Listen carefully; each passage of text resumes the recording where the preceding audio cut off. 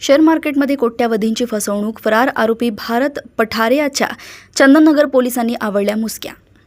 Chandannagar police Thane हद्दीत share मार्केटमधील गुंतवणुकीत मोठा नफा मिळवून देण्याचे आमिष दाखवून तब्बल 3,39,12,637 रुपयांची फसवणूक करणाऱ्या आरोपीला अखेर पोलिसांनी अटक केली आहे।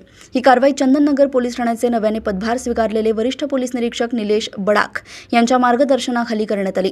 पोलिसांच्या माहितीनुसार सप्टेंबर 2021 ते 31 ऑक्टोबर 2023 या कालावधीत फिर्यादी व त्यांच्या सहकाऱ्यांची आर्थिक फसवणूक झाली होती।